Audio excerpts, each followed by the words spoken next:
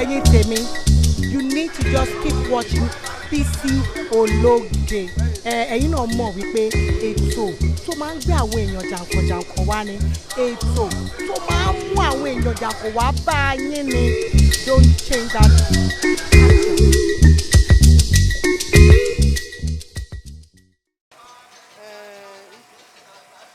Brọ́dà mi dáadáa ni wọ́n, èèyàn dáadáa rẹ̀ ni mo mọ̀ wọ́n sí. Wọ́n máa ń sọ̀rọ̀ wọn pọ̀ lẹ́rìn ni all the time. May he so rest in perfect peace. Wọ́n náà dẹ̀ bá mi dúró tí ìyàwó àtọmọ wọn. Ẹ̀mí ìyàwó wọn á gùn, wọ́n lè máa tọ́jú gbogbo àwọn ọmọ náà ẹ̀mí wọn á gùn, ẹ̀mí ọmọ wọn náà máa gùn. Ìdùnnú àti àwòrán wọn máa ṣẹlẹ̀ nínú ilé wọn lágbára Ọlọ́run. Ẹ ṣé.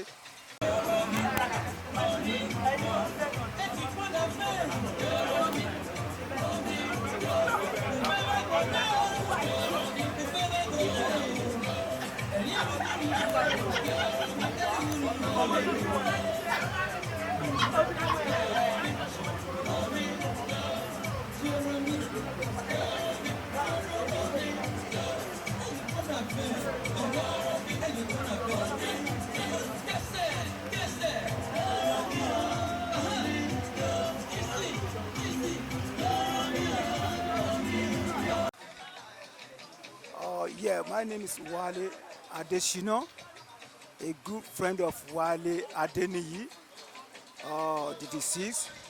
We've been friends all together from United States of America until when he relocated back to Nigeria. So that's a big shock for every one of us. And we are here today to pay our condolences to the whole entire family. And what can I say again? He's a good man, nice man, friendly, and he's a father. And may his soul rest in perfect peace. Oh, my name is Adewale Adeshino.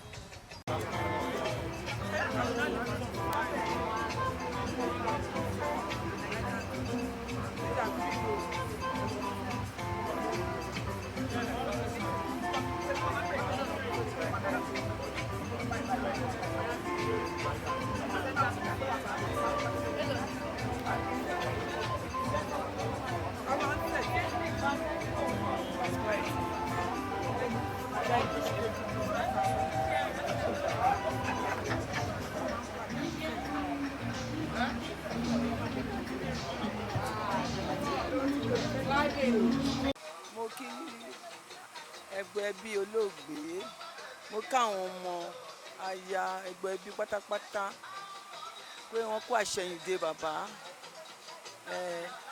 Ẹ̀yìn tó fi sílẹ̀ náà kò ní bàjẹ́.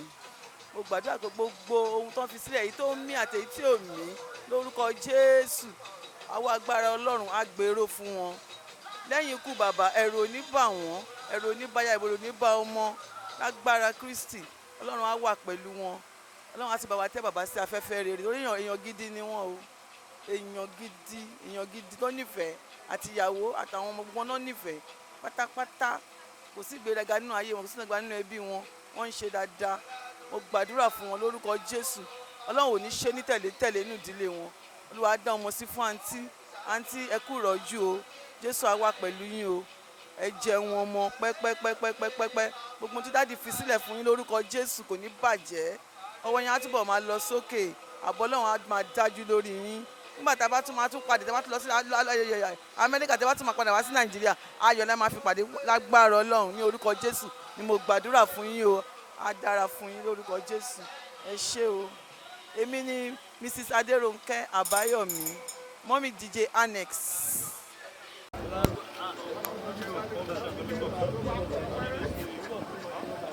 What is that style?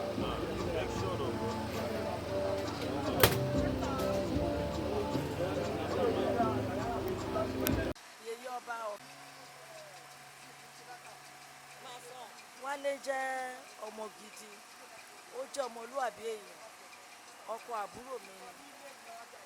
Ọ̀dọ̀ mi ló ti fẹ́ Yínká nígbà tá a wà lọ́gbà ní 80s.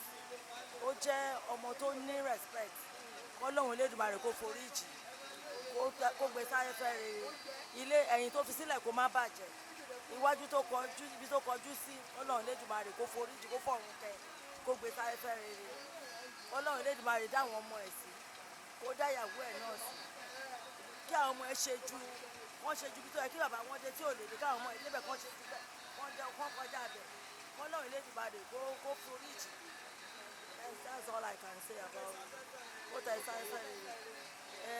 Èmi ni ẹ̀gbọ́n Yínká last born mama mi. Thanks for watching this video. Please don't forget to click on subscribe button. Kindly comment and share. We drop new videos daily. Thank you. God bless you.